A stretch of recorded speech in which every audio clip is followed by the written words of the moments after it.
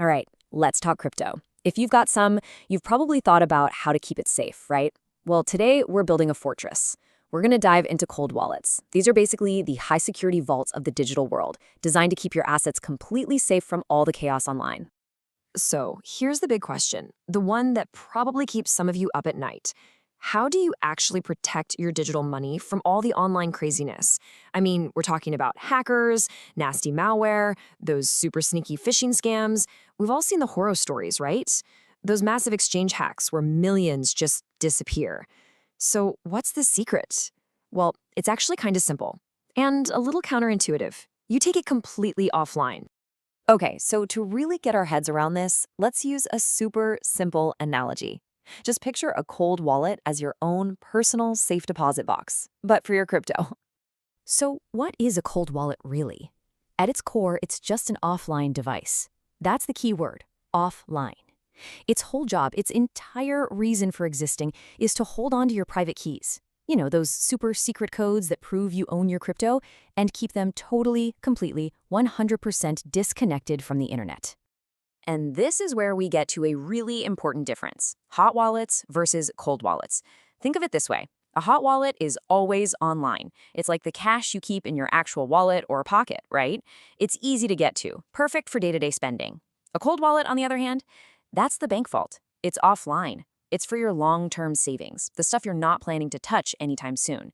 Okay, but how does just being offline make it so secure? Well, that leads us right to what I like to call the unhackable shield. The logic here is actually super simple, but it's also incredibly powerful. If something isn't connected to the internet, well, it can't be hacked over the internet, right? It just makes sense. By keeping your private keys totally isolated, you're creating what's called an air gap, a physical barrier between your assets and all those online threats. This isn't just for individuals, by the way.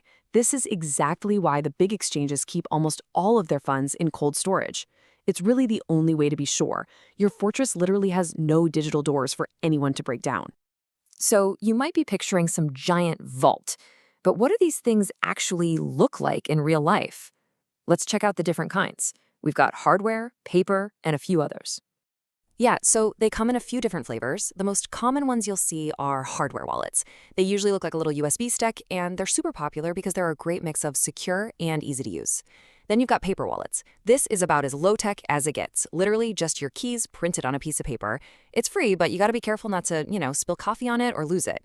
And for the super serious, the absolute top tier of security, you have air-gap devices. We're talking about a computer that has literally never been connected to the internet, ever.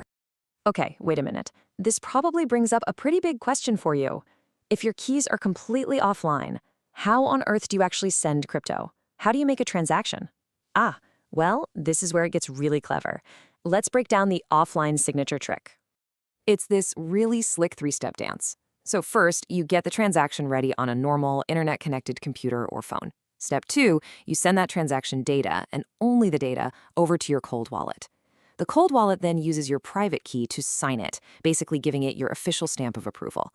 And here's the most important part. Your private key never, ever leaves that offline device. Then, for the final step, you take that newly signed transaction and send it back to the online device, which then broadcasts it to the whole network to be completed. I love this analogy. It's like you're signing a check inside a locked bank vault, and then just passing the signed check out through a tiny slot. The vault door never opens. But, and this is a really big but, with all this security, with all this power, comes a huge amount of personal responsibility. So we need to have a serious chat for this last part. We're going to talk about the one irreversible mistake. Look at this quote. I want this to really sink in. Losing them may permanently block access to your cryptocurrencies. And when we say them, we're talking about the physical device, sure, but way more importantly, your recovery phrase.